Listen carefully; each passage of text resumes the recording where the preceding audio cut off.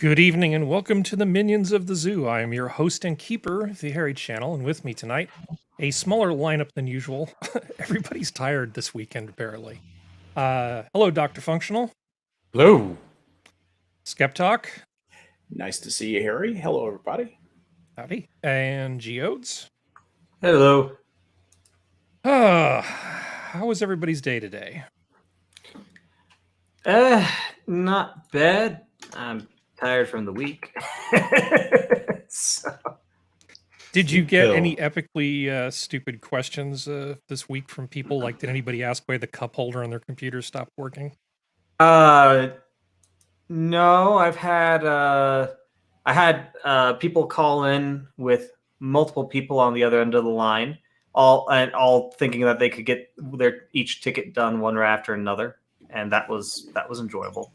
So, yeah. Yeah. The answer to the cup holder question is, well, the reason it stopped working is because you didn't break the glass with a hammer. Now, here's what I want you to do.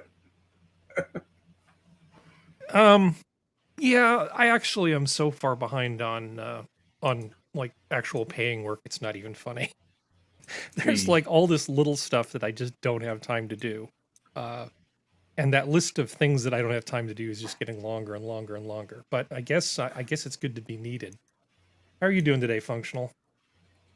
Rested for once. Good. It actually cooled down quite a bit here, and we had a nice little rainstorm before the stream, so I'll cool it down a little bit more. Oh, I'm glad I wasn't in the valley today because it was almost 100 in the valley today, and down the Central Coast way it was about 35 or so degrees cooler. Definitely a much better situation. I'm spoiled by the weather. People are like, you should leave California. It's like, I don't want to. But do you have anything you want to talk about, Skep, before we get started?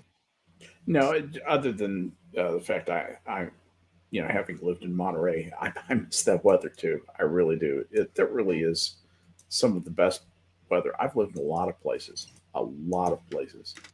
and that is the best weather and some of the most beautiful scenery in the world, literally in the world. Skep's been everywhere, man. That's pretty much. You're not wrong. I've been to a lot of places, and I have never enjoyed the scenery, the things to do, the natural wonders. Riding a motorcycle from Carmel to Big Sur, riding a 900cc motorcycle from Carmel to Big Sur is one of the peak experiences of my life. Was it a Triumph? Mm-hmm. No, it was a Yamaha, as a matter of fact. Oh, that was when the Japanese bikes started getting the big displacements. Okay, got it. Because originally, a lot of the earlier Japanese motorcycles were practically Honda Cubs. You know, you had you had these little tiny motors, but that was good because you had kind of shitty primitive suspension and drum brakes. Just terrible. Centrifugal clutch. Remember that? And it would go round and round and round until the teeth locked. Kawasaki's. They still make bikes like that under some like 100-year-old licenses in India. I'm sure they do. I'm absolutely I think sure they finally upgraded the Royal Enfield so they have something resembling modern brakes finally. Yeah. Anyway, this does not need to turn. Just because there are no women on tonight's stream doesn't mean we're going to talk about motorcycles for 2 hours. Don't threaten me with a good time. All right, so that's right. Well, let's see. The big topic du jour is, of course, Joe Biden's inability to pull out cleanly. Well, don't go to that visual. Hey, just because you have a dirty mind, I didn't say anything that was incorrect there. Our friends over at Walk Don't Run Productions put out a part 2 to go with the part 1 of this from last week. Mm-hmm. I mean, in a nutshell, what it looks like to me was, I mean, a number of comments have been made, and we're not going to spend a whole bunch of time on this, by the way. This is just us giving everybody a chance to kind of vent. So if you're tired of hearing about this, just please bear with me for a little bit. It sounds like the Afghani government didn't want us to pull out our troops in advance, or our people, not our troops, but our people in advance, because it might create some kind of a panic. And somehow Sleepy Joe decided that this narrative of the 300,000 troops in the army were going to somehow keep the Taliban and ISIS at bay. So they would be withdrawing our troops under friendly circumstances, not essentially surrounded by the enemy. Hostile. And for somebody who talks about contingencies a lot, he didn't bother to think of the most obvious one. Well, so here we are. He doesn't do much. He doesn't do much thinking. In point of fact, what's happened is the climate in Washington, and I promise I won't go on a rant here, but the climate in Washington has become so politicized that his advisors will not convey the truth to him if it conflicts with what he believes his political objectives are. And so I don't believe that they were telling him the whole story. And the whole story is essentially, and I'm getting this from, I have two sources, both of whom have been in Afghanistan recently, who I've talked to personally. What they tell me is that these guys who are supposedly in the Taliban versus the ISIS-K that's like football clubs, basically. They're, hey, I'm going to join this club. Oh no, Taliban's not radical enough for me. I'm going for ISIS, and they flip back and forth. They're basically people who have worked for warlords in the past, and this is just business as usual. They will change sides in an instant. There's no permanent Taliban, never going to be ISIS-K. There's no permanent ISIS-K, never going to be Taliban. And there are many other smaller organizations that people join. The alliances shift, and it's so slippery. You can't really tell what's going on. When we pulled out of Bagram, that was the big error. That was the huge error.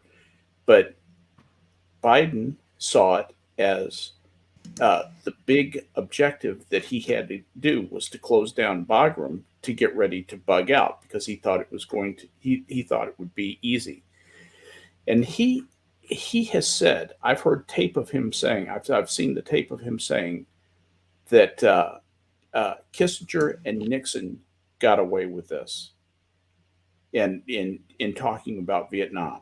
And he thinks that he can get away with this too. He truly believes that this is political. He's been through this kind of stuff before, and it's all going to blow over. And I hope that doesn't happen. I hope it costs him dearly in the 2022 election, and that the people who are aligned against the woke folk can fight a holding action for 2 years after that election. Maybe by, hopefully by taking both houses of Congress, certainly by retaking the Senate, and then we'll see what happens in 2024. That we're in real trouble with this guy leading, so to speak, us right now. Okay, that it was a rant. I'm sorry, Harry. I'm done now. No, don't worry about it. Okay, so Sam Harris, one of the four horsemen of New Atheism, the little tiny one, because there's like all of the big names, and then there's little Sam Harris at the end. I used to like him. The 3.5 horsemen of the apocalypse. I'm just dunking on Sam Harris because I can. Right. Because you're smarter than he is. Well, it was just sort of, Sam Harris is like, you've got Daniel Dennett, you've got Richard Dawkins, you've got Chris Hitchens. Christopher Hitchens. And then you've got the guy who's currently working on his thesis, who's, like, he'll be something someday, but he really kind of isn't. I'm not trying to make fun. I'm not trying to beat up on him as a human being, but in terms of the level of gravitas, there's like a slope there. And, it's like there's kind of a cliff when you get to him versus the other three. Anyway. Right. Well, I mean, if you want to talk neuroscience, I will listen to him for hours. Well, if sure, he but wants he's to talk still politics working. or some of his philosophy, it's just like, Yeah. He's dude, naive as shut hell. up. You're wrong. He's Well, just yeah, naive. You're but not even he's- going to listen to the reasonable arguments as to why you're wrong. He's one of those types of people who gets really defensive and just, kind of shuts down and stops listening. I've seen him on Yep. debates and in podcasts. He's a slave to his intuition, and he doesn't believe his Yeah. intuition can ever Well, be here's wrong. what happened He's just sure it recently. works this way. Okay. So after Biden got elected, in quotes, after Biden won the election, again, I don't know how to phrase this and not feel weird.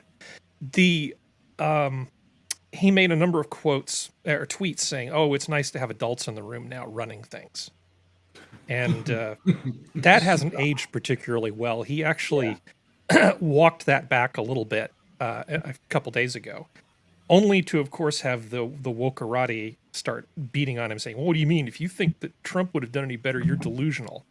Well, I'm fairly confident Trump couldn't have done worse. There's an awful lot of room for improvement from what happened in the current administration. Mhm. So if you think Trump couldn't have done any better, I think that's pretty delusional.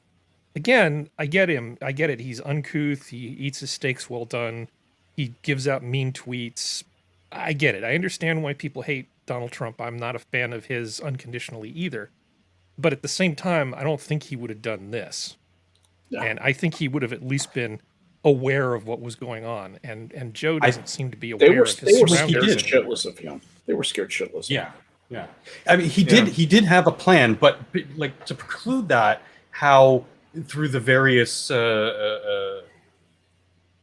information outlets, what I sort of pieced together was he said to his staff, "I want to pull out of Afghanistan. What do we need to do it tomorrow, like right now?"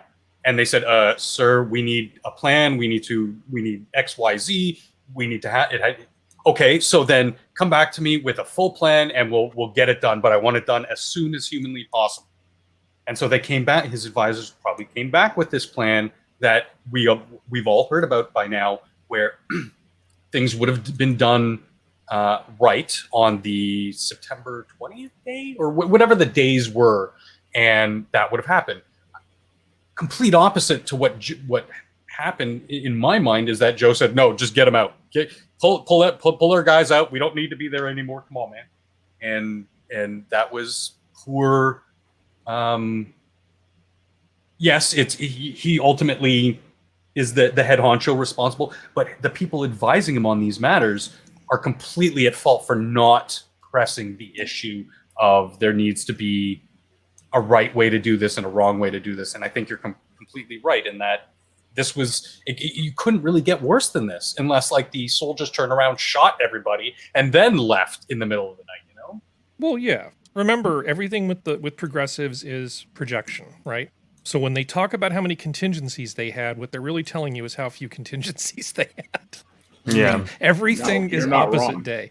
So Yeah. I have a serious question for Skep, and you actually are probably of all the people I know, you are the most qualified person to answer this. Oh, boy. Well, okay. It's about They the were going band, over the isn't it? list of the, what is it? How many $billion, tens of billions of dollars worth of equipment did we supposedly leave? 80 Okay, billions. let's go with 80 as the number because it keeps getting bigger. I've heard 7 something going up. It's So let's just say 80 billion. 80 billion. Roughly. $80 billion. Okay. So as I recall, how much is it to build, was the Gerald Ford, the new super aircraft carrier thing? About 13 billion. Okay, that's the number I remember as well. So Yeah. It's actually essentially, 12.8 billion if you want Could to. have built 6 sport aircraft carriers. so for the cost, for the small cost of 6 of the most sophisticated aircraft carriers ever built, that's the amount of shit. I heard the rundown of what we supposedly left in terms of small arms was 600,000 small Yes, arms. it's in excess of 500,000. There's a controversy about one cache of 40,000 that they're not sure that they counted twice. Yeah, But, I'm yeah, not sure it's that on- changes it's on- significantly the Well- argument. My question is, it seems like that there might have been so much crap there that I start going, I understand it takes a lot of materials to win a war. However, this seems like way more than they would need even to equip the Afghan army. Yes. And then I start thinking, oh, is this just government payout type stuff? Did we literally just spend a bunch of taxpayer dollars to send more weapons than we could possibly need to Afghanistan just to basically pad the balance books of government contractors?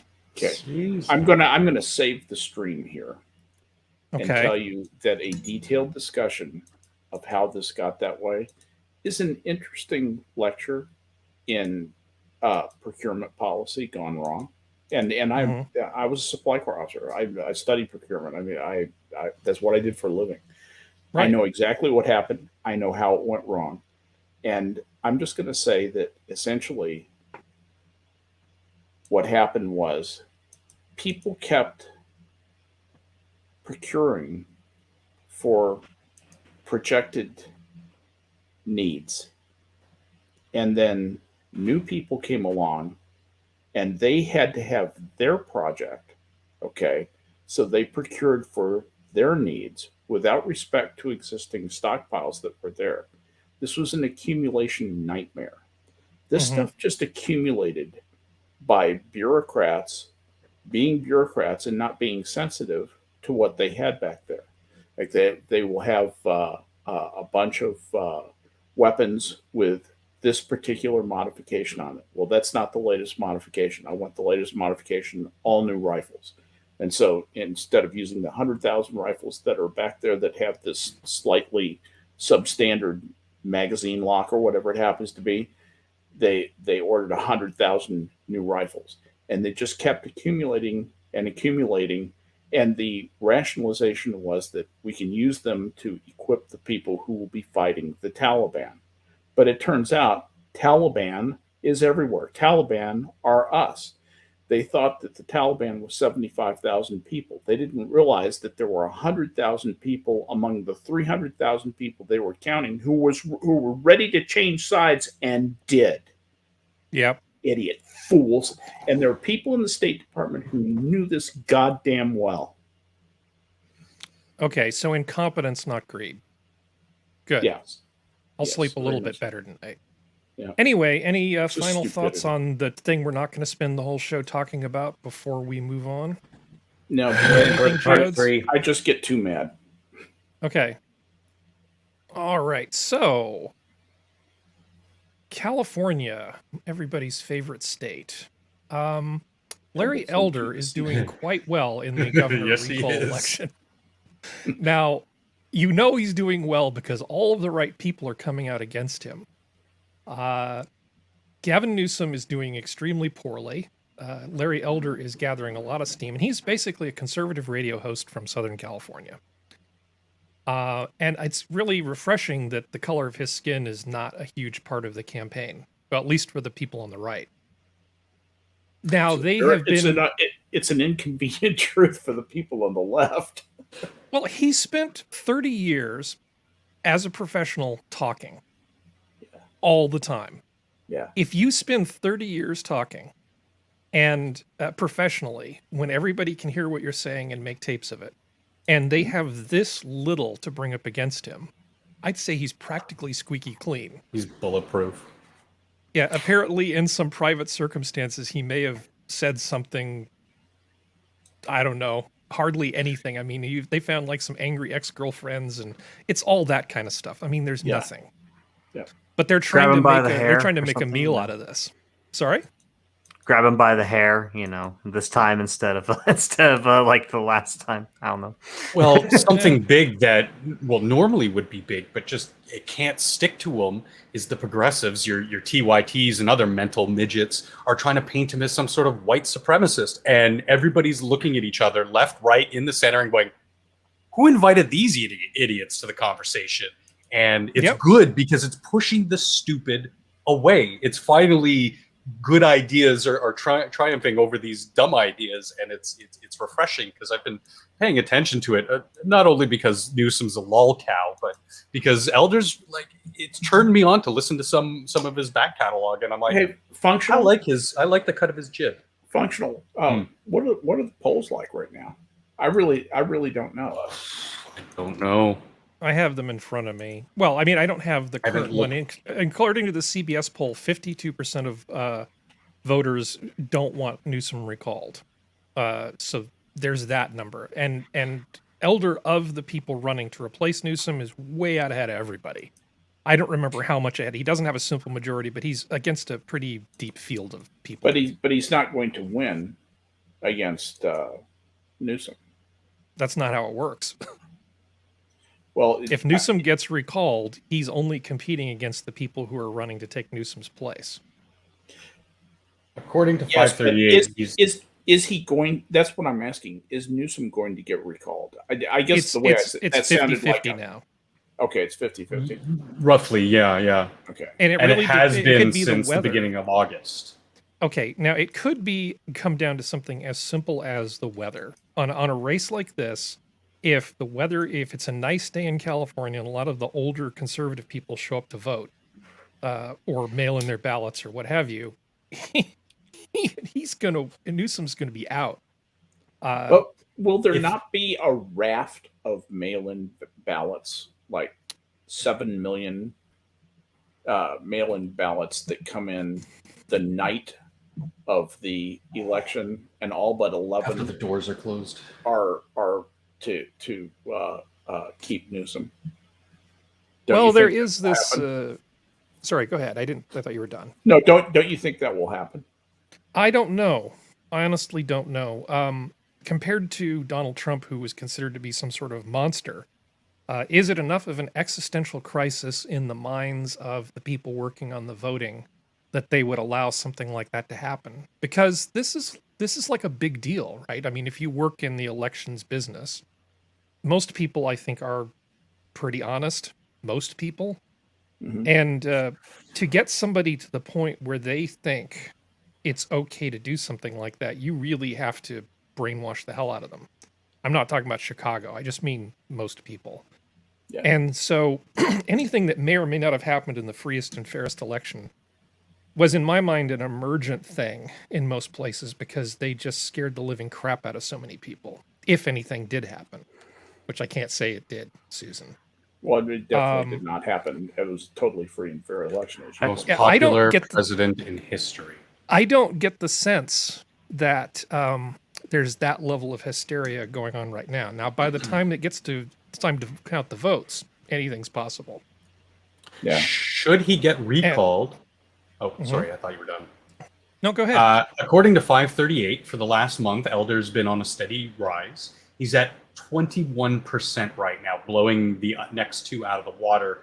Paffrath at 7.8, Cox at 5%. So if Newsom's out, by the polling data, it aggregates from multiple sources. It does look like Elder's just going to blow the competition out of the water if Newsom gets recalled.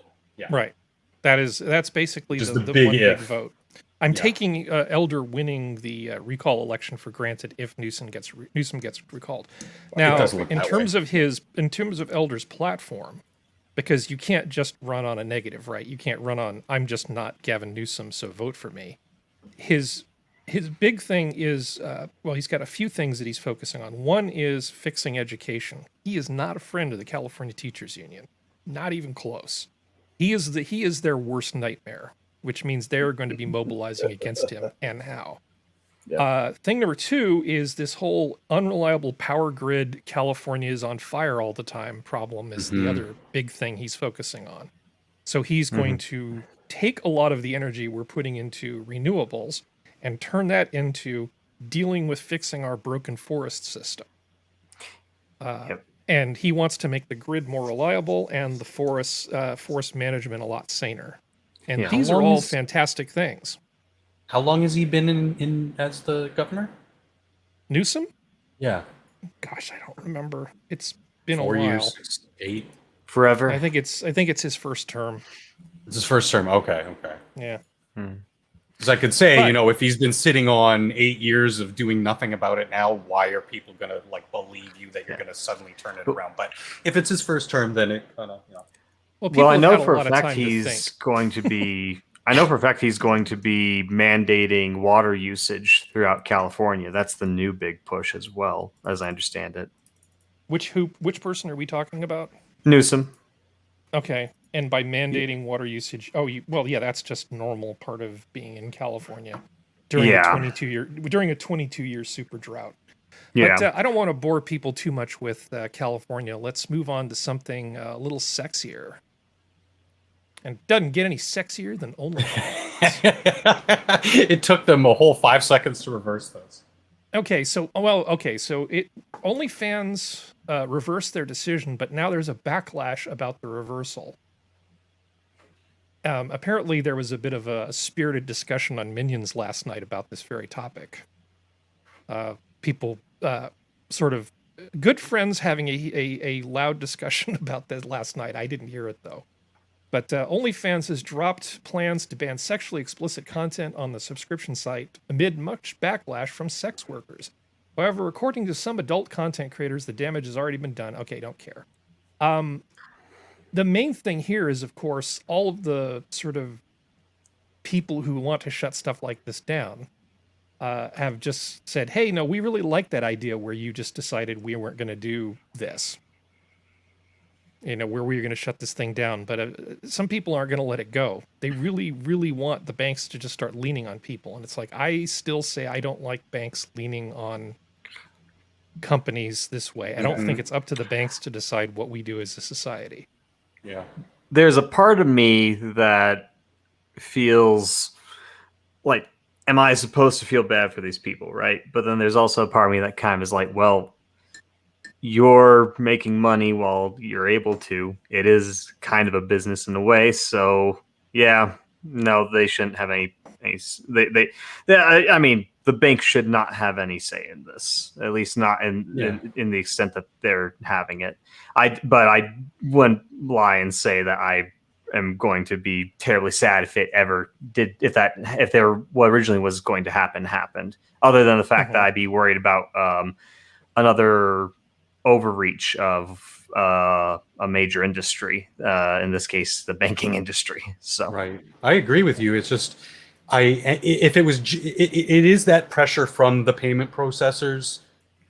If OnlyFans just turned around tomorrow and said, no, there's no pressure, we want to be more wholesome content, I'm like, you know what, it's their platform, their business, they can do what they want. It's the shady, it'd be a shame if, we didn't allow any credit card payments on your site anymore if you kept this content around. Like that bothers me. That bothers me a lot because there are so few companies that are set up to do these types of payment processing. Yeah. Just like we were talking previously, they should not, and this should be enshrined into law, they should not be held liable for criminal doings just for using their payment processing, just like the phone is not liable if two people are conspiring to commit a crime of some sort on the telephone. They can report it if they catch wind of it, but they're not liable criminally because other people were using their platform, their service to do something illegal. All right. Yeah, I think Spud Gun, I'm not going to lose any sleep over whoever losing their job. I mean, yeah. Well, I think Spud Gun said pretty well in the chat where he basically said, yeah, after the bullshit of was it Odd 8? I'm assuming 2008. Yeah, banks have no room to talk. So yeah, I move totally the agree ones there. and zeros, shut your mouth, do your job. Yeah, I think in terms of looking for moral authority, I'm not going to look to banks. Yeah. Go ahead, Skep. I see two things going on here. And they're both interesting, and they're very different aspects of this. The first is, look how OnlyFans got us to talk about OnlyFans. Oh, yeah. It's good advertising. For a business like that, there almost is no bad publicity. And especially when it gets people talking one side versus the other. So that's just one observation I make. The second observation I make is much more sinister. I really agree with what Functional just said.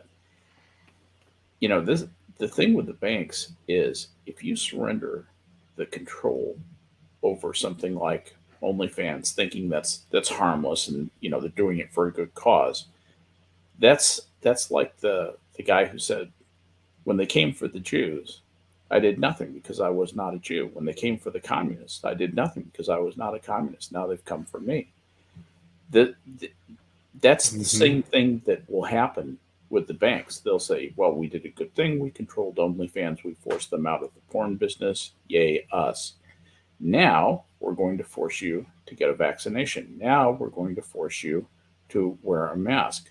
Now we're going to force you to stop eating chocolate ice cream. That's the way that slides, because those kinds of people, when they get the upper hand, they cannot resist the impulse to continue to improve you by their lights morally. Yeah, you And think that's big where tech this is bad. goes. If you think big tech is bad, wait until the payment processors get that amount of power. No, Absolutely. What Absolutely makes right. you think they don't already have it? Well, they have a lot there of are some power, but balances there are of some checks. there's some countervailing forces too here. Yeah. Well, in terms of But anyway. OnlyFans, just before I'm just going to put this one to bed here. They're taking 20%. The payment processing part of it for them is not really all that expensive. It's costing them probably at most a few percent in terms of what OnlyFans charges to move that money around. Oh, their cost of sales is nothing, Harry. Well, they're going to pay at least, a little bit for the credit card processing, and then a little bit That's- more because they're doing it without a card present, et cetera, et cetera. I've That is- set up these that's- systems. It's not a lot. It's not a That's lot. their chief expense, and it's about 90% non-variable. Well, they also have servers, right? Okay, so they're Yeah. doing credit card processing. They are and they're hosting stuff and giving people systems for uploading content and that sort of thing. And in exchange, they're taking 20%. They're not maintaining their own servers, though. They don't have their own server farm, or do they? It doesn't matter whether they outsource it or have their own server Oh, farm. it That's makes an a big implementation difference. detail. I don't think it does. Yes, if because that means another company can cut you off from your data. Oh, in terms of risk to their business, yeah, it does make Yeah. a difference in that sense. But I'm just making the point that in exchange for 20%, they move the money around so that you don't have to interact with customers. You can just focus on that good old-fashioned porn business, and they handle all of that server stuff, so you don't have to have an IT guy around asking questions about what metadata tags do you want put on this video. Yeah, exactly.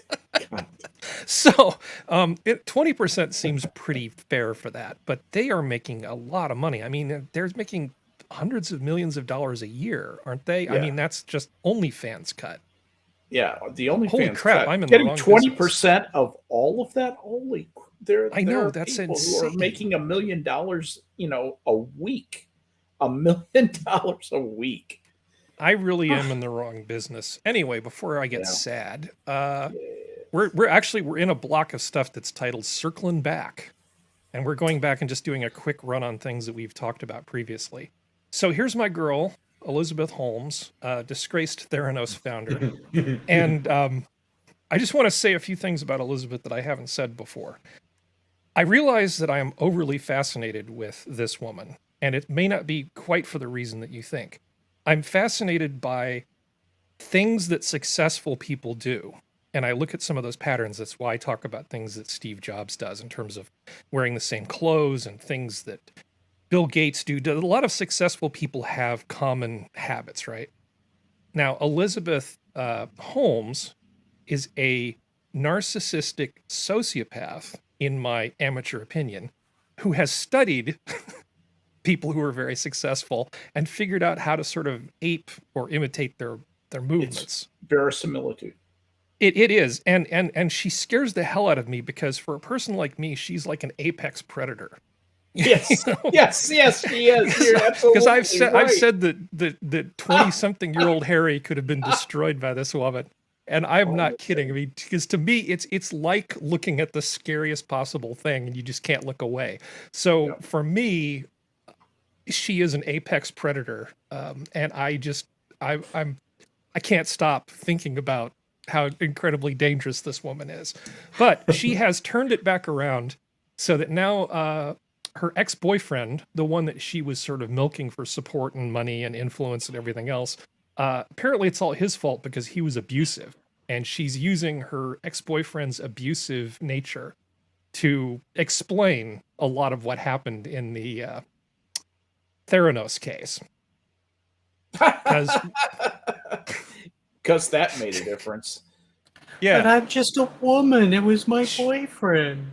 Elizabeth Super Predator Holmes, 37. I'm sorry, 37, says she is not responsible for decisions she made as head of the company because her mind was impaired by manipulations from Ramesh Sunny Balwani, 56, the chief operating officer of Theranos, who faced a separate fraud trial next year.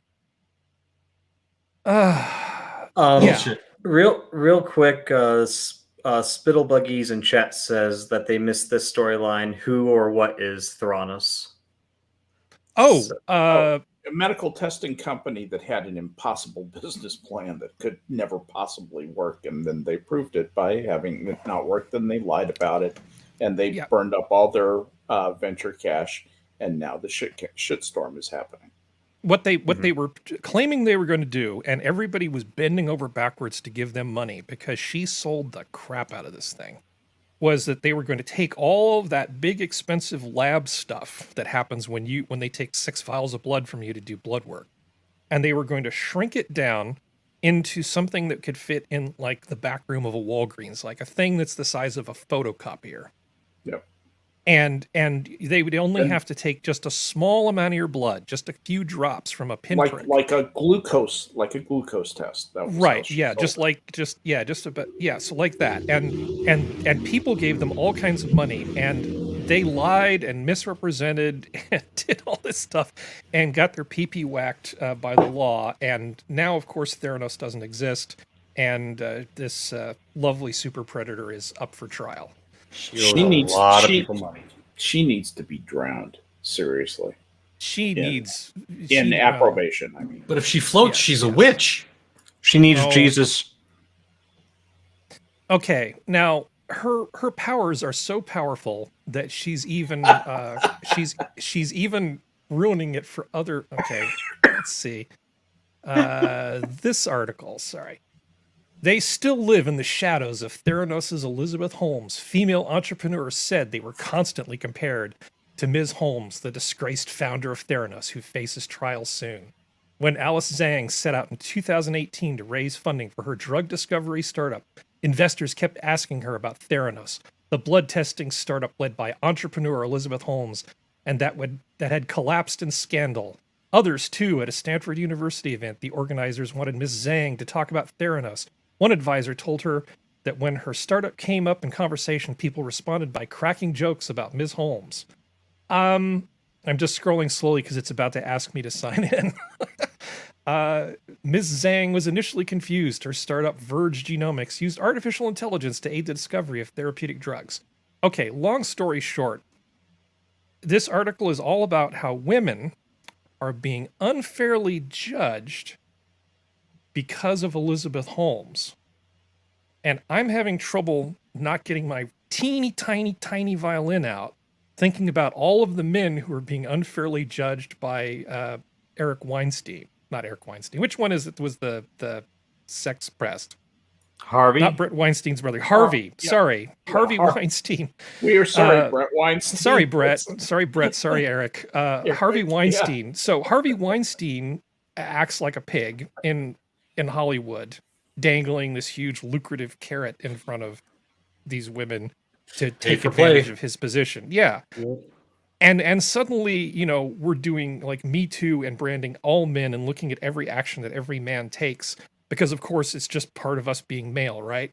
But there's one woman who's a sociopath who gets involved in biotech, and now all of a sudden it's completely unfair for these women to be judged by association. Yeah, it is unfair. Welcome to the club. People do this stupid shit all the time. You should not be judged because of, Elizabeth from Theranos any more so than I should be judged by Harvey Weinstein. I'm not even in the freaking entertainment industry. I'm not a producer. I don't even have a couch in my office. Leave me alone.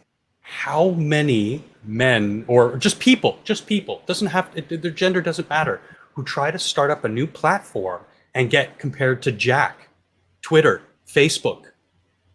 Like, I mean, when you try to start up a new search engine, they'll compare you to Google. So, I mean, no, it's not a gendered thing. You're just trying to look for sympathy bucks here. Mm-hmm. I mean, they're literally complaining about the fact that they did not they didn't have this idea to con a bunch of people and could have gone away with it. That's literally what it is. Damn, I should have thought of that first. Well, anyway, don't want to make it sound like it's we don't have any women. It's a real who keep us thing. on the It's straight just and not narrow, gender. but yeah. If I was to go, I mean, I'm not going to give you like the whole MGTOW list because I'm not one of those people, but there is just this huge double standard here. And to my mind, this is just another one of those problem occurs women most affected articles. Yeah. And I find it just to be tiresome. Male unemployment through the roof. Women most affected.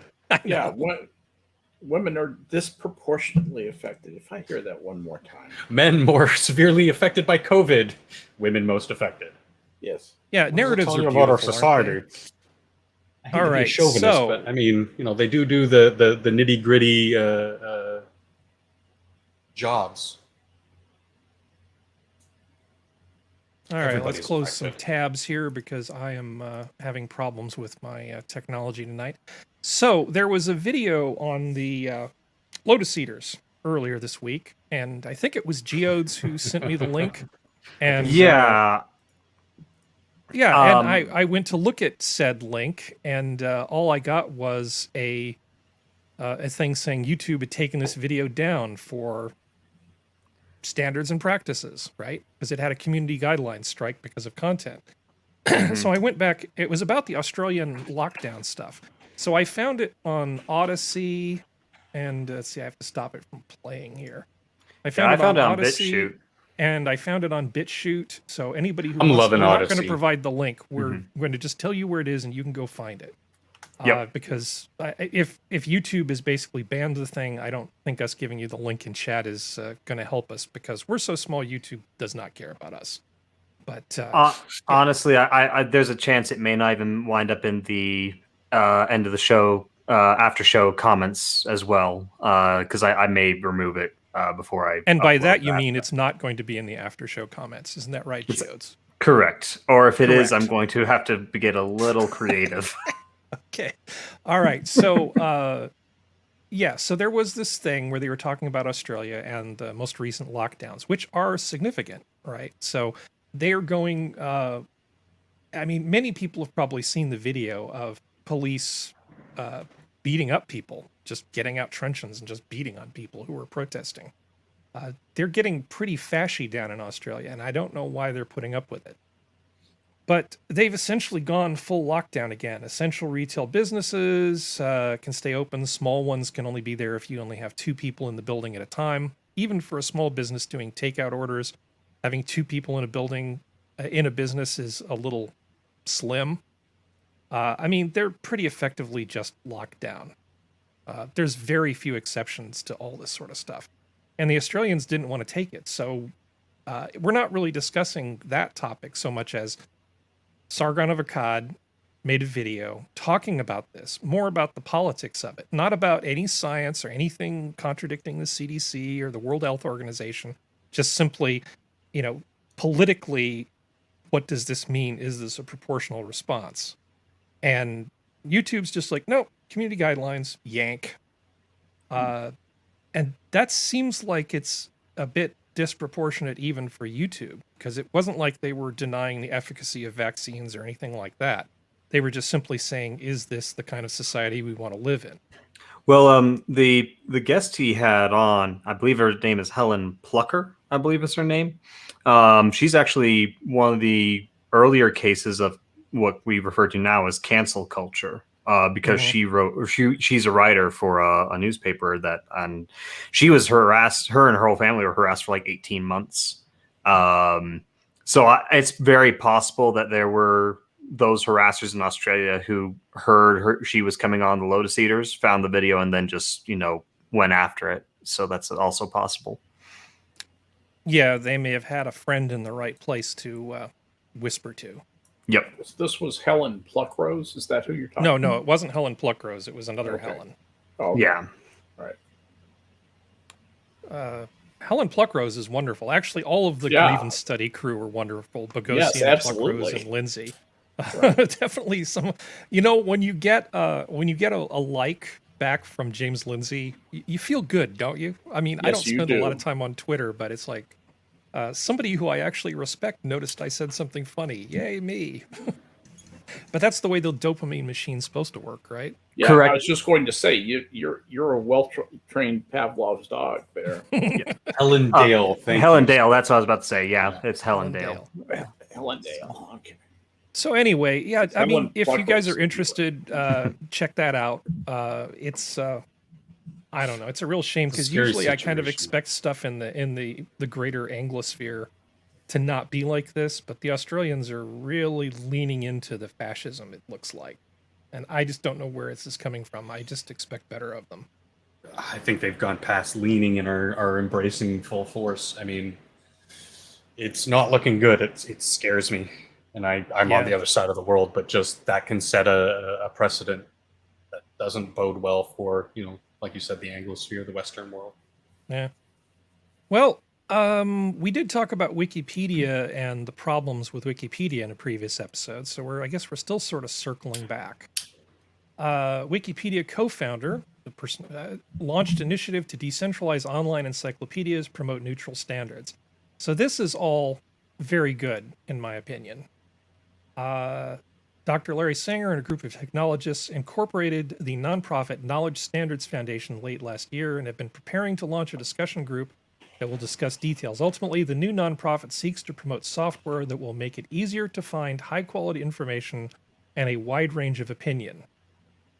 The group, which has applied for nonprofit status, already has a following of about 4,000 people. KSF estimates that those that signed up for their newsletter, over half of them are software developers. I should sign up for this. We have noticed a massive grassroots interest among developers to address restrictions on free speech and to route around centralized control of information. Because they just go into the history eraser machine and just change stuff. For reasons that have nothing to do with accuracy. Look up the origin of the word okay. It's completely invented. The real origin, which has been known for a couple hundred years, since the time of Martin Van Buren, it barely gets a mention. But the guy who wrote the article is from Boston, and he says, no, it was this obscure copy editor for the Boston Globe used to put all correct, OLKORRECT, meaning he had checked the spelling, and that was his little joke. That was not known outside the Boston literary circles. That OK symbol was it, but it happened to be about the time that OK was being shouted by the fans of the old Red Fox of Kinderhook, or Old Kinderhook, or OK as they called him, Martin Van Buren, to get to, and he eventually defeated Andrew Jackson to become the 7th president of the United States. And they used to shout "Okay, okay, okay" at his rallies to shout down the drunk Andrew Jackson supporters. And I can tell you the whole story, but it takes a long time. Make a long story short, they rescinded the story that used to be in Wikipedia. That used to be in Wikipedia, and replaced it with this bullshit story about some guy up in who was a copy editor for the nascent Boston Globe. Yeah, it's I've known the origin of the word "okay" since I was about 10 years old. That's we've suddenly researched this, and they just rewrote history, and they do that in a number of places. So decentralizing it will be awesome, honestly. Yeah. Because anytime you have a central repository for information that said this is the definitive repository, you leave yourself open to the possibility of having somebody mess with it. Because there's just too much incentive for somebody who has the ability to mess with it to mess with it. It is absolute power corrupting absolutely. Very few people could avoid the temptation not to basically screw with history, or be able to define the truth to their own means. It's the classic situation It's a classic situation similar to, like the Library of Alexander and all these other locations, where when you have a bunch of information stored in one spot, it's actually pretty easy to. In the old days, it was easy to destroy. These days, it's easy to manipulate. Did you just misgender the Library of I know. I was just Alexandria? thinking of, should I make a joke? We're sorry, Yeah. Susan. We're sorry. Let's just move The along. library's seeming a little butch today. Yeah, but also there's also a very recent example Mhm. that you can go look at on Twitter from Dr. Robert Malone's Twitter feed. He shows how the before and after Wikipedia edits pages of how they edit it to basically remove him as one of the contributing members to mRNA vaccines, and that's Mhm. yeah. So. Well, yeah, because you have to do that. Luckily, one thing that I don't think they've messed with yet is the edit history. So Mhm. if you go to Wikipedia and you look up fascism and then look at the change history, you can see where just a few years ago they redefined fascism to only be right wing. So you have to be right wing to be a fascist now, even though, and I vaguely recall spending most of my 50 or so years of life with fascism, meaning it was just fascism and it didn't necessarily have an ideological alignment to it. It was just Yeah. a means to an end. But anyway, He was authoritarian, yeah. Yeah. I saw. Wait. Let Go me ahead. state this very quickly about Wikipedia. There's a Sure. difference between a rescission and a revision. Okay, when they excise something from Wikipedia, it does not go into the change history. Like Interesting. when all the stuff on Trump, there was a lot of vandalism of the Trump page. You'd see Drumpf, Mhm. under Donald Trump. I saw that and reported it actually to Wikipedia as an editor myself, and so what they do is they do a rescission on that, and what they have done in some cases, Harry, is they have done a rescission where they should have done a revision, so the change is not tracked. Lovely. Just so you know. So it's like an annulment from reality. Yes, it's an annulment of reality. Very nice phrase. I'm totally stealing that. You're welcome. Thank you. All right. So let's talk a I'll little give bit you about. attribution. Oh, yeah, no problem.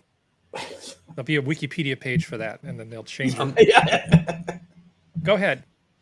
I was just going to quickly say I saw Sanger for the first time, heard him speak. He was on Tim Pool mid-April. It was really good. Mhm. I'm not the biggest Pool fan, but I was glued to that podcast because I really wanted to hear his takes on things, especially with the whole Wikipedia thing, which took up a big chunk of the show. So I suggest if anybody wants to hear more about what Sanger thinks on that kind of stuff, tech censorship, etc., it's a good listen. Cool. Well, here's a story that caught my attention, and this is sort of the way the show kind of goes together. People send me stuff, or I'll be reading the news, and I'll see something, and I start going, I wonder where this story leads. Because oftentimes these kinds of articles don't really take you anywhere, but then you start thinking about them in context. But briefly, since Skep's ridden a motorcycle before, you look at this picture. Skep, don't you wish you were on a motorcycle? Yes, in I that do. picture I, just, right there? Isn't I that just literally thought that as soon as the picture came up, I thought, Wouldn't I that wanna just ride be that a road. beautiful use of 900 cc's of motorcycle? Yes, Just it- that yes, it road would. I on could that just day. Feel myself Jesus Christ. shifting up right now. It's worth the monkey butt for that ride. Okay. Well, So, this town is the first in America to ban new gas stations. Is the tide turning?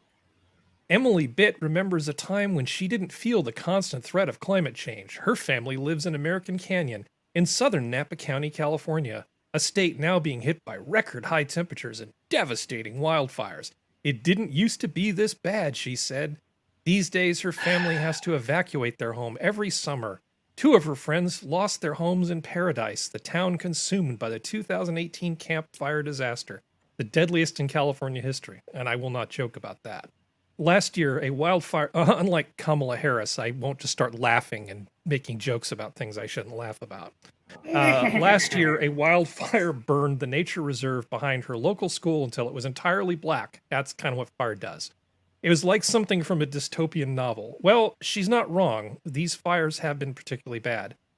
She worries about her younger siblings, 12-year-old sister and 8-year-old brother. What's it going to be like in the future? She asks. She wonders how responsible it would be to have children, for her to have children. Bit is 17. Now she and fellow student activists are working to break one big link in the fossil fuel chain that is driving climate change: gas stations. There are 2 proposed new gas stations in her town she wants scrapped. We don't need them, she says. There she is. Isn't she fair-minded? And well-adjusted. In She early lives in days, Sonoma or Napa. Napa, southern Napa. It's early days, but here in California, the initiative is taking off, and if it spreads, it could signal one of the biggest changes in transportation since the car displaced the horse and carriage. So, I'm not going to read this whole article because I feel My like dad's a it's getting dumber. gynecologist. We have lots of money. He owns a winery because he's got too much money. Yeah. So there's this idea. I mean, I've got nothing whatsoever against electric cars, but I think you have to kind of keep this stuff in context. California really wants us all to have electric cars. And this is and before you think this is just a California thing, it's not, because this is coming your way too eventually. No, it's already California happening. could name electric cars czar to meet ambitious climate goals. Because any government position that includes czar in the job title always goes super well. Drug it czar has been a guarantees great success. success. Yeah, drug czar has been the best, right? That's we banned drugs, and that's how we stopped Americans from doing drugs. Let's do that with guns. I mean, doesn't it sort of imply that you want some sort of dictatorship to get around all that bureaucracy that's getting in your way? We have a problem we need to solve, and all these pesky rights and rules and obligations that we these have law are just things. stopping us. Yeah, so why don't we just appoint a czar and give them extra legal powers to force people to do something they wouldn't otherwise be able to do? Jesus. Why is anyone listening to a 7-year-old moon-faced assassin of joy for anything? Well, she's 17. Nicely said. But yeah. That's Well, what I said. because She's children are our 17. future. Yeah. Yeah, but they don't know anything. No. I think they do. Adults should know better than to think. Just Okay, so California, again, this is just, one of the reasons they wanted to push gas prices up, and they did it on purpose, was to basically make these incredibly expensive cars with almost no range and long recharge times palatable to people. So as you're sitting there doing an extra hour of shopping at Target so you can get free charging for your car, you'll be like, well, at least I'm not driving that expensive car with $10 a gallon gas. Hey, man, they looked at the Japanese and they said, if those assholes can come over here and sell us hot wine and raw fish, we got this. Dude, good sake, and I don't want to sound like a complete weeb here, but most good sake is not served hot. The stuff at the sushi bar that they bring out piping hot is utter swill, and you have to serve it piping hot to cover up the fact that it's nail polish remover. They buy it. You don't buy it by the pint. You don't buy it by the gallon. You buy it by volume, as in like, here's a cubic yard and a half of this that goes into this giant warmer in a plastic tank. It's basically a plastic lined box that goes into a warmer, and then like a little rubber, like a little vinyl hose comes out of it. Actually, I've got to tell you. First of all, I'm a big sushi fan. Sushi and sashimi, properly done, I just love the stuff. And when I was drinking, I liked good sake. And you're absolutely right. They don't. It's not really hot. But that was all in service of the joke, Harry. Yeah, I know, but it's chilled. You usually have some, I don't know. Why am I still talking about this? God, I just nerded myself. Okay. I know. It's usually sort of chilled or occasionally at room temperature. Okay. Yeah, anyway, it should never go above room. Getting back I like to mine this. chilled. Getting I like back the to this. viscous. Getting back So to talking electric about cars. 2021. Q1 2021, let's see. According to Delahazed stats, electric car sales, including all electric, plug-in hybrid, and hydrogen fuel cell vehicles in Q1 2010 increased by 35% year over year. Now, that sounds like a lot until you realize that the actual number is only 59,000. Market share was only 9.2%. So you've got still, I mean, it's a fun thing to think about. I mean, electric cars are super fun because they have incredible low end torque, and there's all sorts of great things about them in terms of needing less maintenance and just so many great things. The If But you they want to take hit far too somebody, they can't hear you. If you want to take somebody out, I know Well, that you one just, also yeah, well. you just put a playing card in the spokes, and then it sounds like you're actually moving. I was looking at the that was one of the links that I lost. If you go to one of the things like PlugShare and you look at the number of sites that are there hardly are any places for people to plug in most of the country. If you own a home, you can put a charging station in your home. But there are an awful lot of people, certainly in Silicon Valley, who do not own a home. They rent. And in the garage of their apartment, there might be, if it's a big apartment complex, there might be a few charging stations. And if you rent in a smaller place, there probably isn't any requirement at all to have charging stations, meaning these people would all have to charge at work. The point being, and I'm not going to belabor it, there's a huge amount of infrastructure that would need to be rolled out. Oh, yeah. Huge. That simply doesn't exist. And trying to just tell people, oh, you're just going to switch to an electric car, it can't happen right now. I mean, the infrastructure just does not exist for these people to actually run these things practically. Here is the way I was thinking about this, because I was thinking about this particular thing. If I were going to own an electric car here in Midlothian, Texas, where strangely here in Ellis County, rural Ellis County, Texas, there are no charging stations. Can you believe that? What a shock. And so I would have to put in a charging station at my home.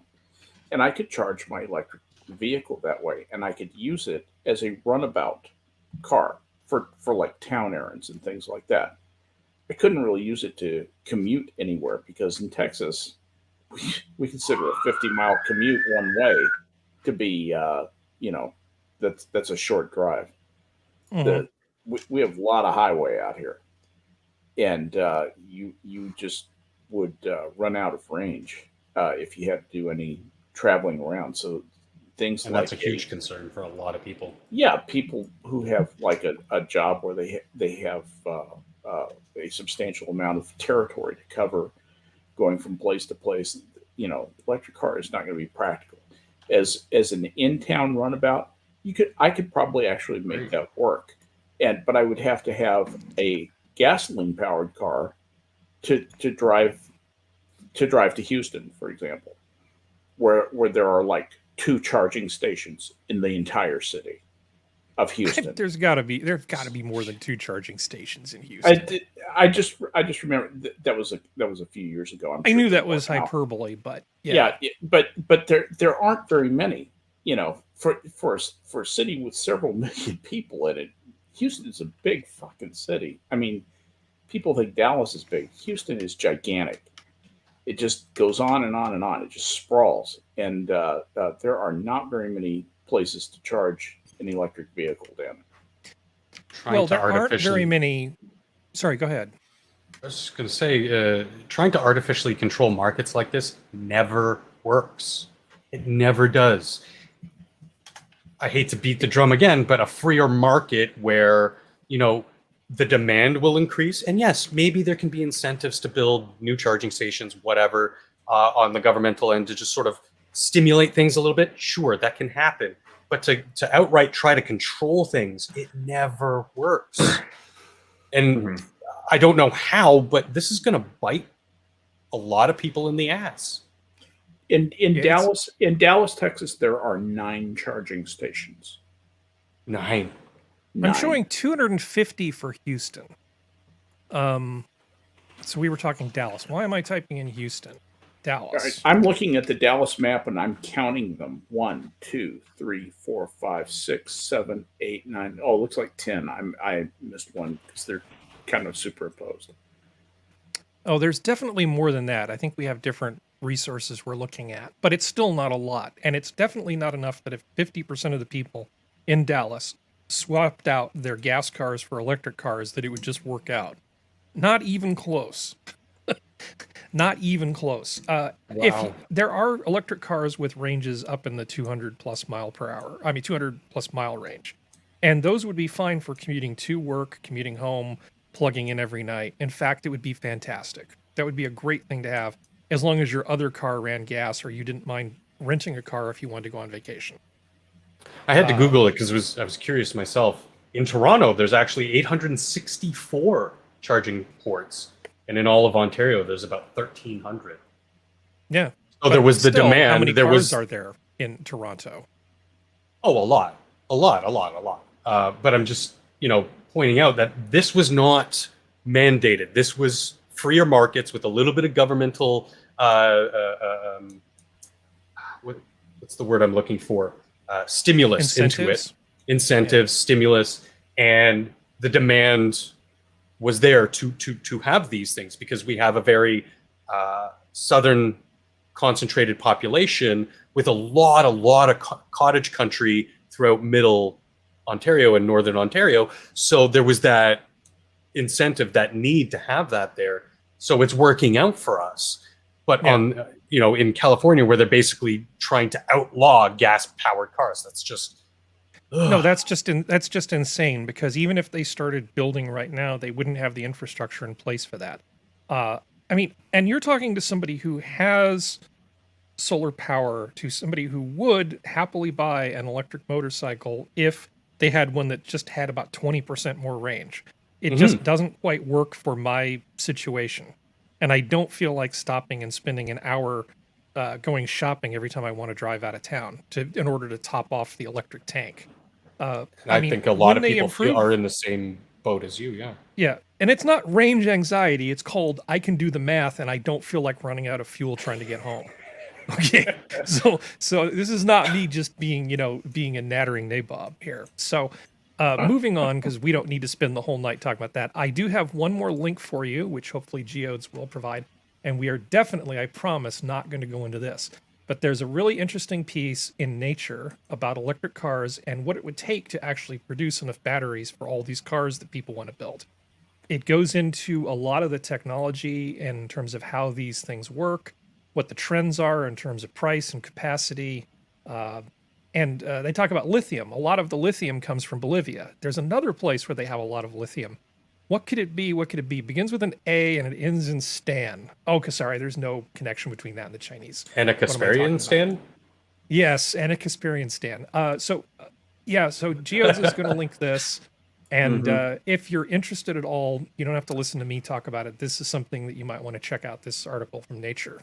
So, and we all know who's going to be moving into Anakasperian Stan pretty soon. If left unchecked, it'll be China. Sorry, China. Continue. So, Geodes, do you want to talk about that thing? Yeah, sure. Okay. So, I mod video games on my off time when I'm as a kind of a way to relax, and I was modding Skyrim because I have no life. This is fair. Yeah.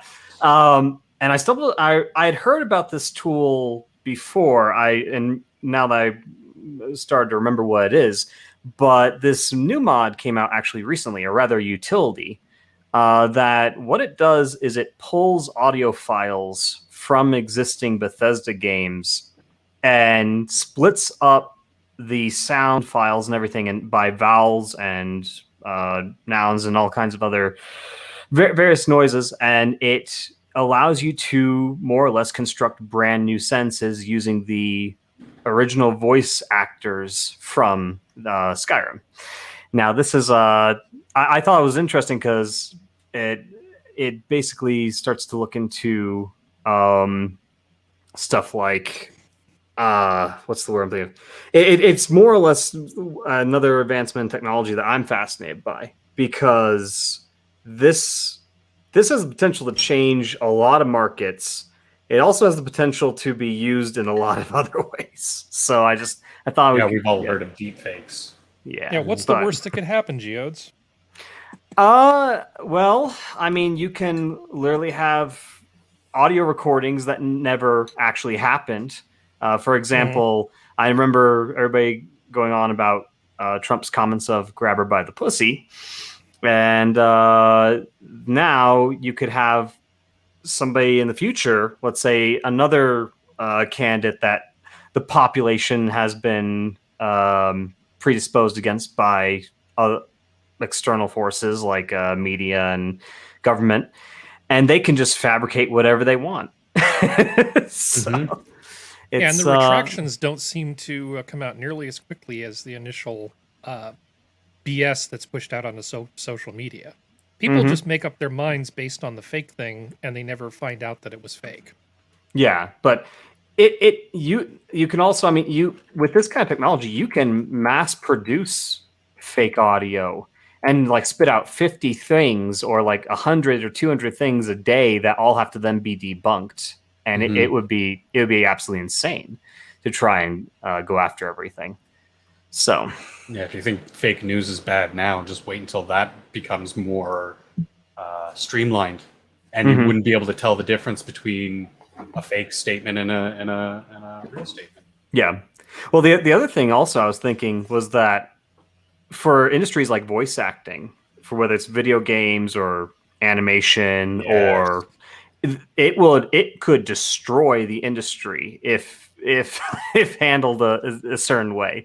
I was actually thinking, like, would this lead to people having to copyright their voices in terms of like when they're trying to get a role for a part, what they actually are submitting is more of a verbal vowel sound where they just read off letters at certain pitches and various other things into a microphone, and then send like recordings of like different sounding letters and numbers, and then that's how they get paid. Or basically having your own voice patterns, and then you would just you would use the algorithm to type it out and then send it to them so that they would get the picture of what the final product would sound like, as opposed to a hot reading where they would come in and actually give inflections and exactly through a script.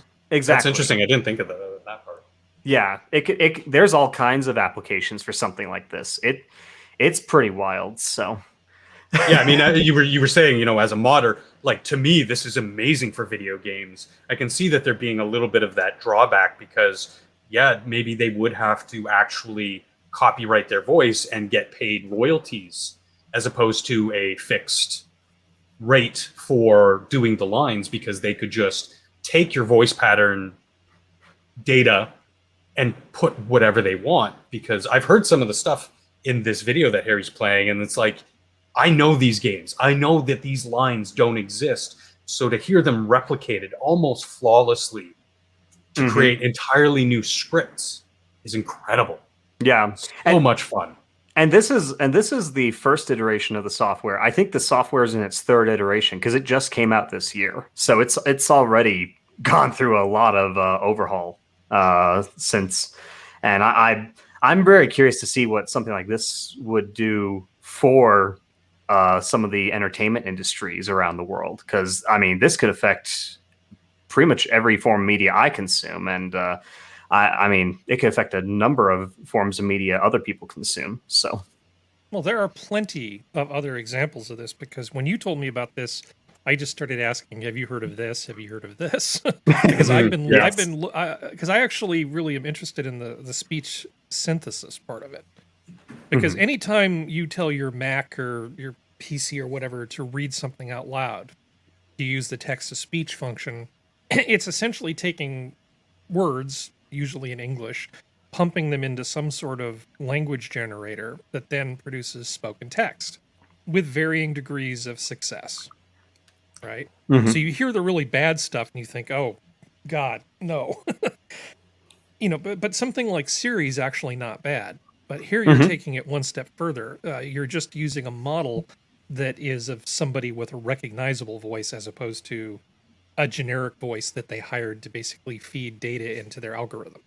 Yeah, absolutely. So, you know, Siri was probably based on one or more real people.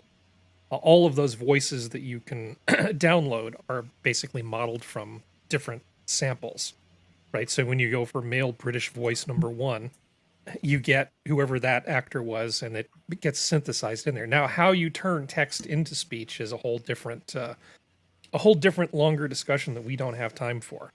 Right.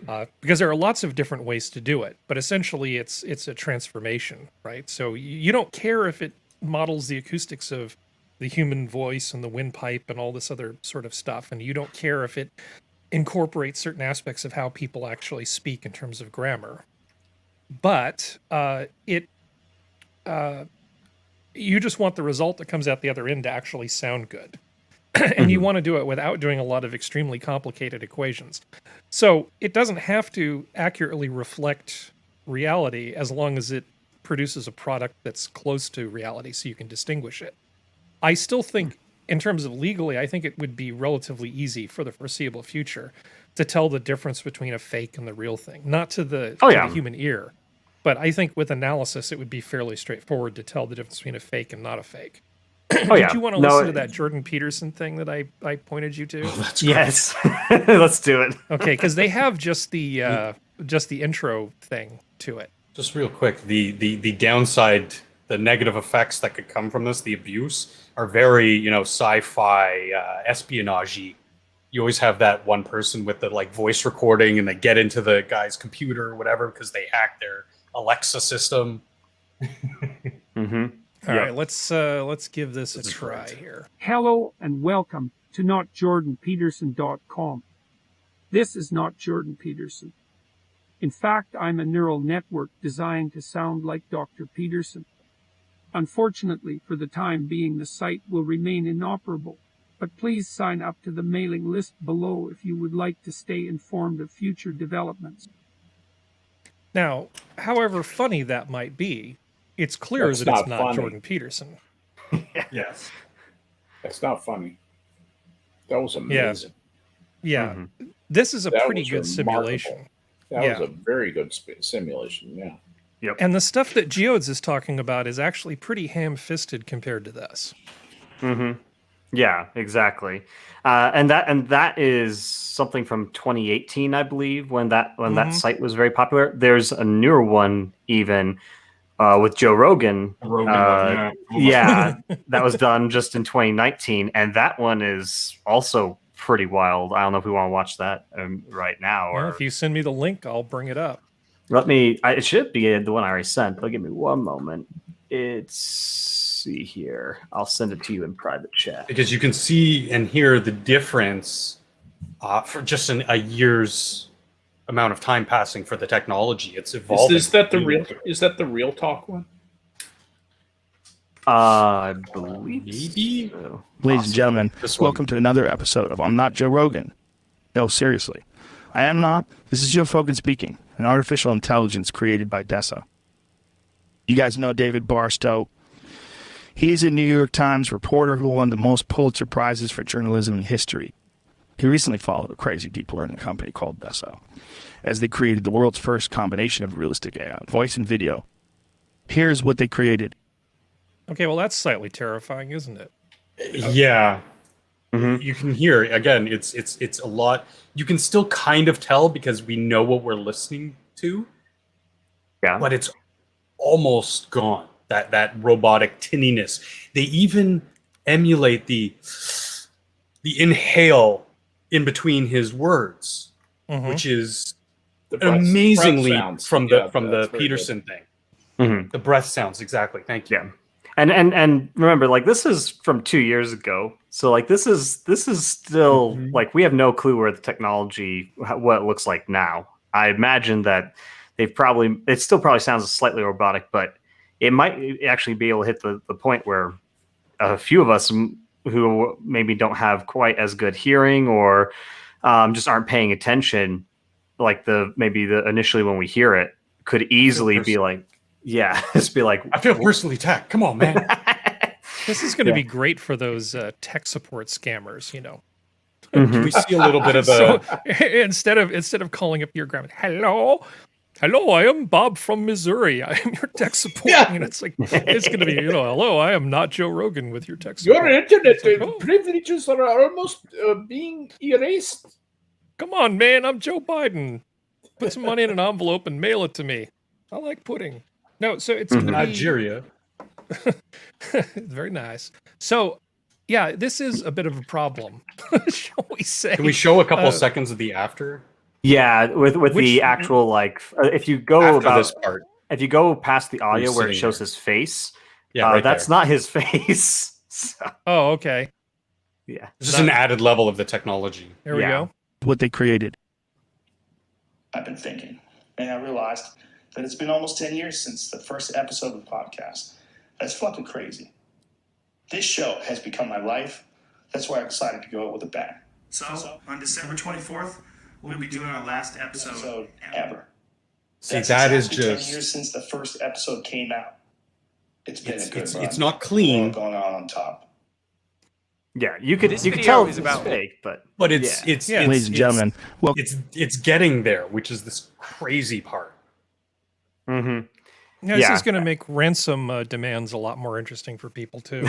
There's a lot Yeah. of bad ways this can be used, and we all know what's the rule about everything gets turned into porn? Is it Rule 34? Rule? How come I can Mhm. never remember what that rule is?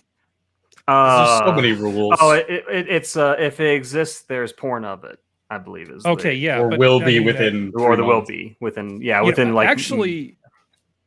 I have next to my bed with Strunk and White. I have a copy of the Federalist Papers, the History of English-Speaking People by Churchill, and I've also got a small book of the Ferengi Rules of Acquisition. that's Harry's bedstand reading right there. Okay. Nice. Anyway, A wise man can hear profit in the wind. Mhm. why are you oversharing so much tonight, Harry? People don't want to hear from you. They want to hear from Poe Rogan.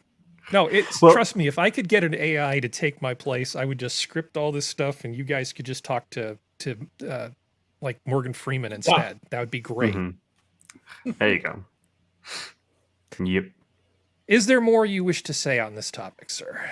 Not Because- really. I just the only other thing I got to thinking about was that deepfake video they did for when they were doing I forget the exact term, when the family of the young kid who was killed used deepfake technology. That was creepy as hell. So here, I have yeah. a video of your dead son.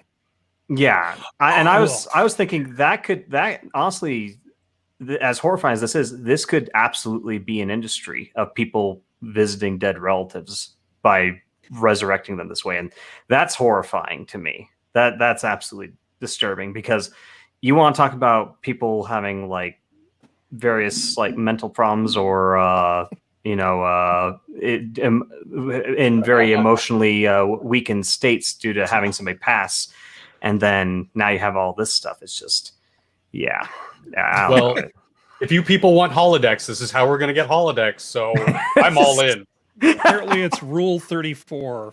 Okay. Yeah, Rule 34. Okay, yeah, and Rule 35. Okay, got it. Good. Mhm. Okay, let's keep this juggernaut moving along here. Let's see. Yeah, what I is did like next? Kiefer Dam's no exceptions. Yeah, no that, exceptions. that was a great comment. Mhm. This is Yeah, just just- going to accelerate that rule. Just type random nouns and verbs into a search engine and then just put porn at the end. You will get a result back. Let's see. Well, And According it's to the on Christian OnlyFans. Science Monitor, there's already plenty of the convincing types out there. Yeah. Okay, You want let's to see see. Catherine Janeway getting? Never mind. No, I saw enough of no. no, no. I got your Delta flyer for you right here. That does sound like something that would be in the Urban Dictionary. Are you Oh down no, for- are it's you- the you guys- Cardassians. Hey, 7 of 9, are you down for a Delta flyer tonight? Jenna says, "Make it happen, Harry." So It's called Make It So. Sorry. Make it Okay. So this is actually good. We're into the more wholesome part of the night. First full image of new, in quotes, Vermeer, with uncovered Cupid released by Dresden Museum. Drastically altered composition of girl reading a letter at an open window can now be seen in all its glory ahead of a major exhibition. So what happened was somebody decided that this picture would be a lot better without Cupid there in the background and painted So, over because Cupid. It was considered to be obscene. Yeah, little cherub there in the background on the wall. So this is a fairly famous painting. And Vermeer, I don't know, I mean, I'm not like a huge art snob at all, but I do like Vermeer. I was lucky enough the one time I did get to go to the National Gallery, there was a Vermeer exhibition. So it's one of the few older artists that I've actually looked at pretty extensively, and in person. And Vermeer stuff is amazing because of the quality of the light. And Kincaid's the got exactness, nothing. the Yeah, exactness of the Flemish realists. Oh my God, that was like a photograph. Yeah, Vermeer is very much one of my favorite of the classic painters. Me too. And I know I'm not alone in this, Yeah. but to me, this is fantastic. So they were having this painting restored, and they X-rayed it, and this was all just a blank wall where this painting was on the wall, and they realized that there was something underneath it from the X-rays. And then they tested the composition of the pigment that was over that spot and found that it did not match the other paint on the photo. Yeah. And so as part of the restoration, they got rid of somebody's Bowdlerization or censoring of this thing. Because here is the painting that everybody knew. Dirty, old, needing restoration. And as they cleaned this thing up, they're like, holy shit. It's vivid, it's alive. Vermeer was not big on leaving big open spaces. He saw a canvas everywhere. If you know anything about what his philosophy of painting was, he saw canvases everywhere. He'd do little things here and there. He would never leave a wall like that untouched. He just didn't do that.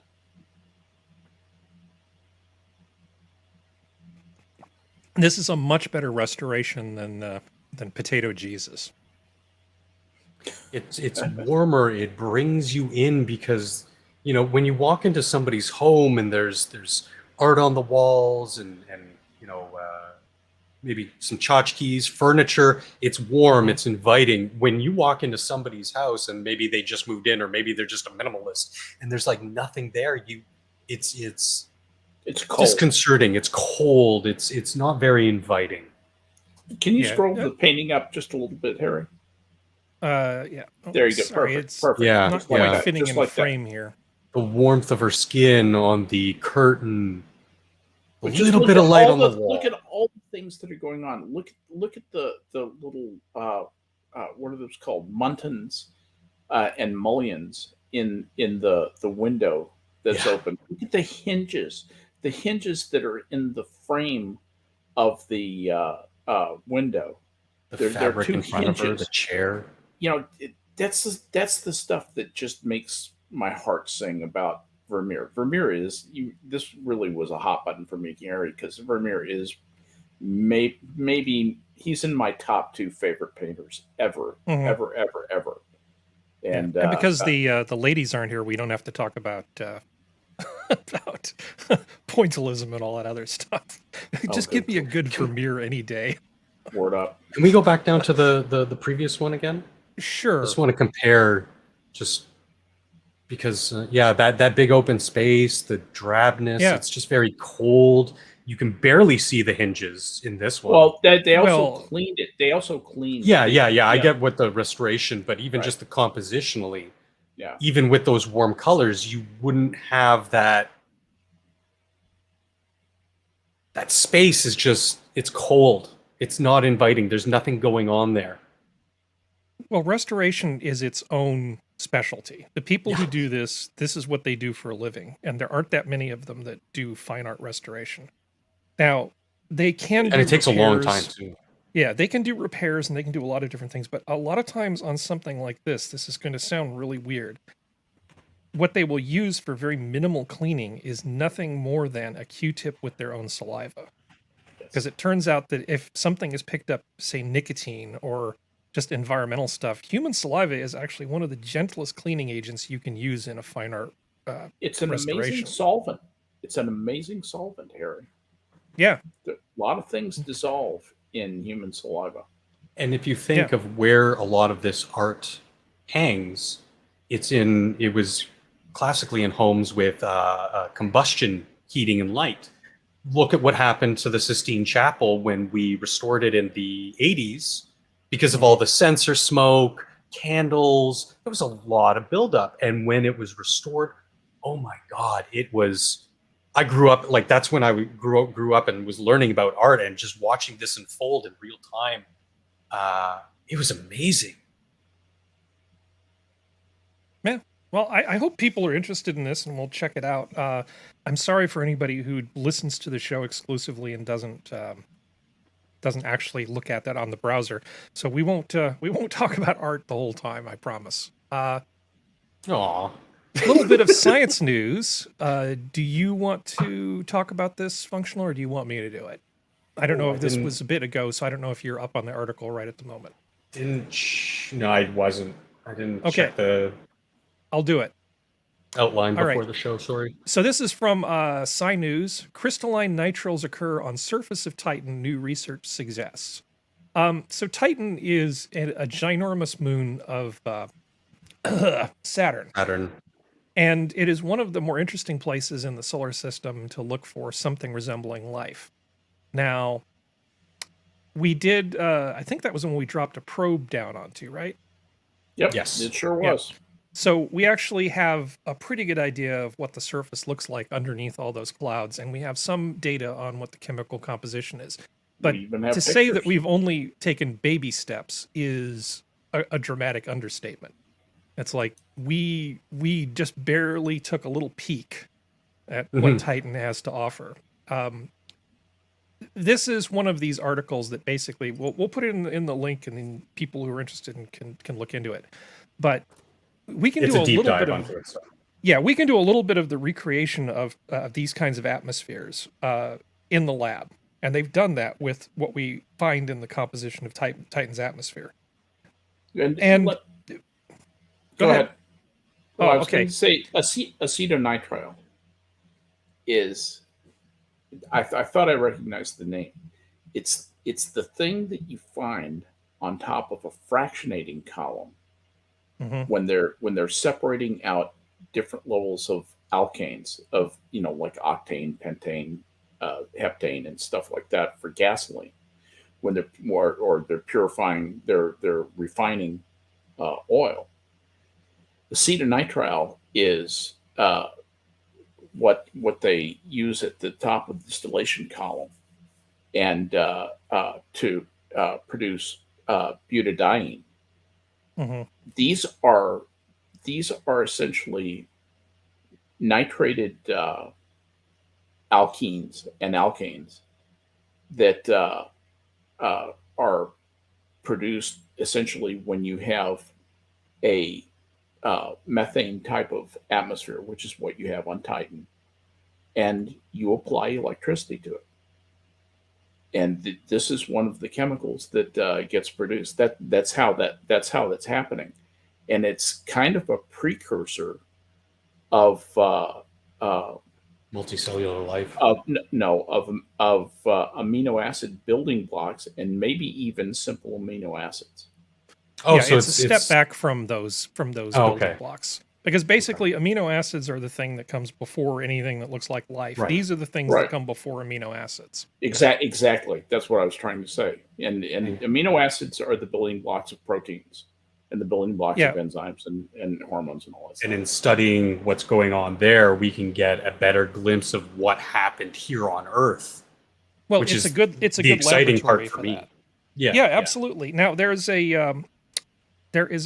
a lot we can learn by just looking at the emission spectra from things like comets, right? So big icy balls of crap that come from the outer atmosphere. So they give you an idea of what was in the solar system shortly after it was formed. And you can see what kinds of chemicals were, basically on the absorption or the emission spectra from the light from the comet, as the sun reflects off this thing and you have all this ionized gas. So we can tell what a lot of those chemicals are, and we can even get a rough idea of how much of them are actually available in the samples. But that's still not as big a clue as we might want from actually studying more stuff there or simulating things in the lab and running real experiments to see what kinds of compounds we get out when we put the raw ingredients in and apply energy. Now, they started doing these kinds of experiments, I want to say in the 60s or 70s. If you go back and look at the original Cosmos with Carl Sagan, there's a segment in there where he talks about this topic. And of course, we know way more than when that was originally filmed. But they show an experiment that was done at Cornell, where they take what they thought were the constituent compounds in the primitive Earth atmosphere, before oxygen and all this other stuff was free. And they stick it in a big glass tube and they apply an electric discharge to it, Yes. like the lightning Yeah. in the atmosphere. That was And like 1960. That was yeah, I originally think it done. was the 60s. It was a fairly early experiment, and I think it was done Yeah. at Cornell. I can't remember the name of the gentleman who did it though. He within a fairly short amount of time, just a few hours, you see these brown streaks coming down the inside of that globe. Yep. And those brown streaks, when you look at them, are precursors to amino acids. They are organic compounds. Now, nothing crawled out of the sphere. It would take a lot longer than just, several hours in the lab. But the fact that a little bit of electricity plus those organic compounds that we think were in Earth's early atmosphere gives you something that starts to look kind of in the direction of life is pretty amazing. Life might be a lot more common than we think it is. They just don't have I Love Lucy being beamed out at the time we're looking into the out into the universe. Anyway, yeah, because our UHF signals are now 50 light years out. Something's going to find them at some point. All right, let's see. It was called the Miller experiment. Simple molecules are exposed to an electrical discharge to produce amino acids, as may have happened in the early Earth, and that's what it was. It was Anyway, yeah. I'm sorry. No, it's okay. This article just pisses me off. Business Insider, are you about business or are you just jealous and angry all the time? U.S. billionaires' collective wealth grew enough during the pandemic to pay off the $1.7 trillion student debt crisis. Well, that's an awful lot of student debt. And crisis? Yeah, it's a crisis. It says right there. It's in a sans serif font and bold. Oh, I didn't see it was They sans didn't. serif. You didn't see it. You didn't see it because there's no exclamation point at the end. In fact, there probably should have been 3. Yeah. That's how you know that facts are facts, when there are 3 exclamation points. Crisis. But joking aside, yeah, this is an article in supposedly a business journal where they're essentially talking about this. Now, a lot of this supposed wealth that these men earned is unrealized gains. This is just their stocks went up this much during the pandemic. Exactly. This doesn't mean that they actually have all this money. It just means that in theory, they could have this money if they sold it today. And let's face it, if Elon Musk started selling all of his stock today, the value of that would not be equal to what its current asking price is. Wait, are you right saying now. if he put all that stock on the market at sell at any cost, you think the price wouldn't stay high? Yeah. What you're saying? Yeah, exactly. Kind of like if we find a quadrillion tons of iridium, the price won't go down. I'm going to find me an asteroid. I'm going to wrangle it with my lasso. I'm going to bring it down to Earth. I'm going to be rich. It's like, yeah, I feel personally you're attacked. an idiot. Get a diamond asteroid. Yeah, diamond asteroid. Yeah, go to your Elizabeth Holmes is your girlfriend and go, I love you this much. But I love how they want to constantly attack these people for just doing their jobs. Mm-hmm. The contributing factors aren't the factors that they're attacking, because Well, that would cause their little pea brains to implode. Well, you mean lockdowns were a bad thing for business and debt? Well, lockdowns were great for big businesses. They got rid of a lot of their competition, a lot of the small businesses, by being extremely unequal about how they treat them. Mm-hmm. Contact tracing is a lot easier if everybody just buys all their stuff from the same Walmart. Or online Walmart and Amazon, and you never have to leave the house again. Yeah. Yeah. No, I mean, the only time I really have an issue with any of this is how the money's made, usually. And that's like, for example, I think somebody wrote an article, oh God, this would have been last year, where they were saying, overall, the U.S. has lost, I think they said like $3.9 trillion worth of jobs in total when the lockdown began. And then another article from another source, like a few weeks later, came out and said some of these big business like CEOs managed, in total, they believe they accumulated close to $3.7 trillion. And then it's like, where'd all that money go? It's kind of, that's usually where where I start to kind Biggest of wealth look at- transfer in history. Exactly. That's where Yeah, I get angry. But it's Otherwise- also this is not real wealth. It's not Yeah. real wealth. That's the thing. This thing Yes. here saying that these people are suddenly 1.7 trillion richer, Yeah. even if They're they just were, worth more. it still doesn't mean that it's up to them to pay off a bunch of debts that people took out with no real expectation of being able to pay off the Hey, loan. Yeah. What, Well, what about the real estate mortgage debt crisis? Oh yeah. Can we get that paid off too? Also, the Yeah. consumer debt credit crisis, all the credit card debt. Can we get that paid off as long as we're printing? Oh, money? we're just printing vast amounts of money. Why not? Mhm. You know, Skep, just for fun, if you want to do a quick thought experiment, and we're not going to say what the conclusion is, just throw this out there. Imagine, if you will, we actually did a great reset, and everybody at the end of the great reset had exactly the same thing: no debts and a certain amount of money and a certain amount of stuff. It would take a femtosecond before 10% of those people ended up owning 90% of that stuff again. Because Yeah, it would be no time at all. exactly. Even if the only way you can achieve this equality that they want is essentially to have the boot on everybody's neck forever. There is no amount of great reset that's going to solve all of this problem, which is not to say that I don't think we shouldn't have really great incentives for high achieving people to go to school who are willing to commit to doing particular jobs. You know, kind of like, you go into the Navy or the Army or the Air Force, you get an education. I totally think we don't make good use of our human capital, and that this is a thing we could have a mature discussion about whether it's libertarian enough or not to change things. I'm totally in favor of change, but I want to be very specific about what that is and why we're doing it. Well, Not try just to- sort of, it should be free. It should And be avoid free. all Yes. the Go back abuses. Well, no, the best change really comes when it's driven by individual initiative and people having enough freedom of choice and liberty to take advantage of the opportunities afforded them to live up to their potential. In doing that, you achieve so much more than having a centrally planned economy that's led by by definition sclerotic bureaucracy that that is never nimble enough to react to changing conditions. That's the great thing about capitalism. It's so good at reacting to change. It's almost too good a lot of times. And you have to rein it in a little bit.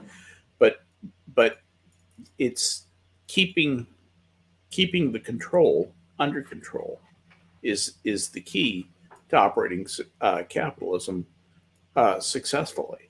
And the people who think, well, if a little control is good, more control is better, and hey, we can plan for this, and hey, we can give these people the free money, and I'll feel good about myself.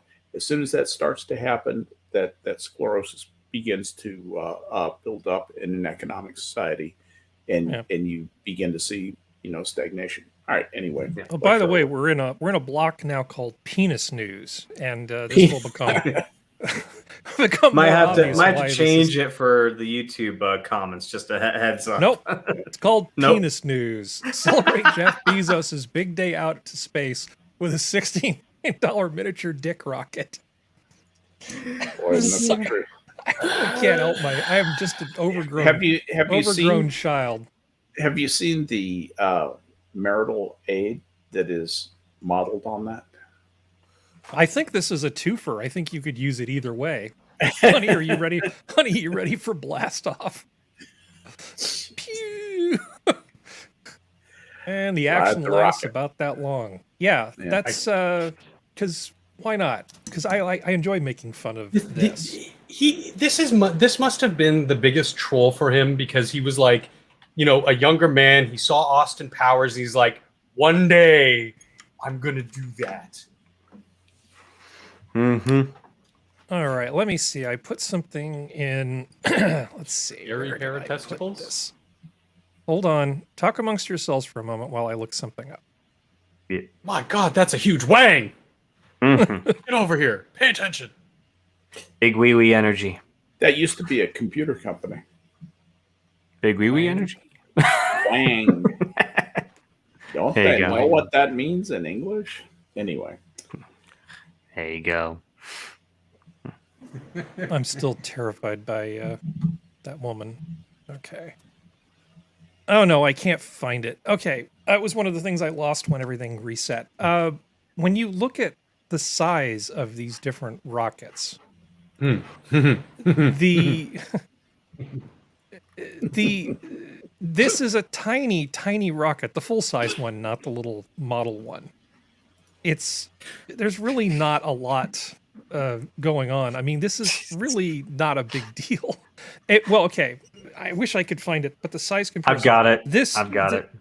Where did I send it to you? Or do you? You put it in the chat. I'm putting it in Okay. the private chat.